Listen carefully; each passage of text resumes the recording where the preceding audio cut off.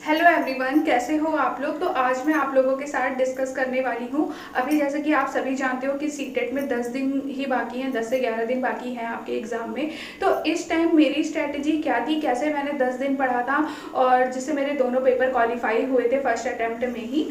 तो मैं आपको ये बताना चाहती हूँ कि जैसे इस टाइम मैंने ना प्रैक्टिस सेट वगैरह लगा लिया था, तो मैं उसका ना रिवाइज़ कर रही थी कि जैसे मेरे जो भी क्वेश्चन गलत हुए हैं मैं उनको देख रही थी।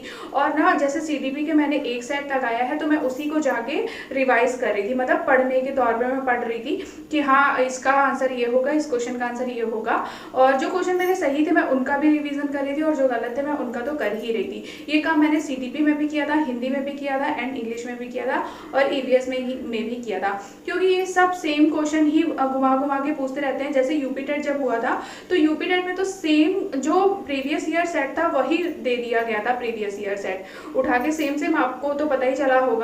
तो मेरी बारी में यही हुआ था, सेम प्रैक्टिस सेट उठा करके हमारे एग्जाम में दे दिया गया था। ठीक है, तो मैंने सी टेट भी फर्स्ट अटेम्प्ट में क्लियर किया था और मैंने यूपी टेट भी फर्स्ट अटेम्प्ट में दोनों पेपर क्लियर किया हुआ है, चाहे वो यूपी टेट हो चाहे सी टेट हो, और मैंने फर्स्ट अटेम्प्ट में ही क्लियर किया है। ठीक है, तो इस टाइम की मेरी स्ट्रेटजी यही थी कि मैं प्रीवियस ईयर सेट ही देख रही थी। हाँ, मैंने सारे सेट लगा चुका था तो मैं उसी का रिविजन कर रही थी और नए नए टॉपिक्स भी देखती जा रही थी। जैसे मुझे कुछ मेरा कोई टॉपिक छूट गया है तो मैं वो भी साथ के साथ देख रही थी। जैसे आपको इस टाइम पे सिद्धांत वगैरह पढ़ने पड़ेंगे, सिद्धांत हो गया और छोटे छोटे से टॉपिक एफएलएन, निपुण, इन सब के बारे में भी वो क्वेश्चन पूछेगा। ठीक है, तो आपको ये सारे जो टॉपिक्स हैं वो आपको कवर करने चाहिए। अगर आपने किसी और चैनल से पढ़ लिया तो कोई बात नहीं, आप वहाँ से देख सकते हो, बट जैसे मैंने अभी छोटे छोटे से वीडियो बना के डालना स्टार्ट किया है। अभी मैंने थॉर्नडाइक का सिद्धांत भी डाला है, स्किनर का सिद्धांत हो गया। मैंने सोचा है कि मैं इस वीक में आपके सारे सिद्धांत कवर करा दूंगी, तो जिससे आपको पेपर में हेल्प मिल जाएगी। ठीक है, और मैं वैसे ही क्वेश्चन मॉक टेस्ट में लेकर आ रही हूँ जैसे क्वेश्चन सीटेट में पूछ सकता है।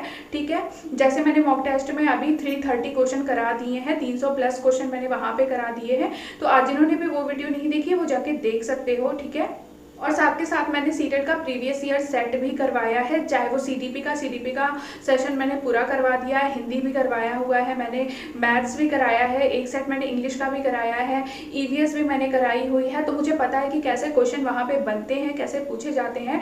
तो आप मेरी स्ट्रेटजी भी फॉलो कर सकते हो। वही जितना ज़्यादा से ज़्यादा हो सके लास्ट टाइम पे मैं यही बोलना चाहूँगी, आप रिवाइज करो। ठीक है, मत हो परेशान, मत हो प्रेशर में मत आओ, आराम से पढ़ो, अभी भी 10 दिन है, हो जाएगा। ठीक है, और जितना ज़्यादा हो सके प्रैक्टिस सेट ही करो, मैं बोल रही हूँ आप लोगों को। और सबने मुझे लग रहा है प्रैक्टिस सेट लिया ही होगा। आप प्रैक्टिस लगाओ, प्रैक्टिस सेट लगाओ, आपकी बहुत अच्छी तैयारी हो जाएगी।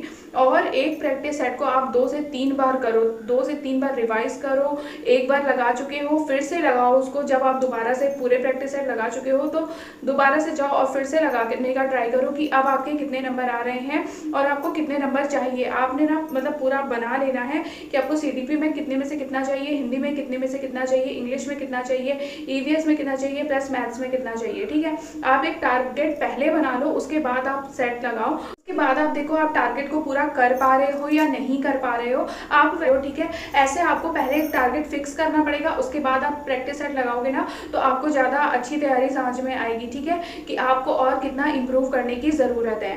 ठीक है, तो ये थी मेरी स्ट्रेटजी। मैंने ज़्यादा से ज़्यादा लास्ट टाइम पे रिवाइज ही किया था क्योंकि नोट्स वगैरह मैंने सब कंप्लीट कर लिए थे, बस मेरा काम था रिवाइज करना। मैं अपने नोट्स से भी पढ़ रही थी, प्लस मैंने जो प्रैक्टिस सेट लगा चुका था उसको भी मैं रिवाइज कर रही थी साथ के साथ। और मैं ये जरूर बोलना चाहूँगी, जैसे कि मैंने ये सोचा था कि सीटेट पूरा मुझे एक एक टॉपिक क्लियर करना था कि जो भी सब्जेक्ट हो सीडीपी में, जो भी सिद्धांत हो, मुझे एक एक चीज़ पढ़नी है।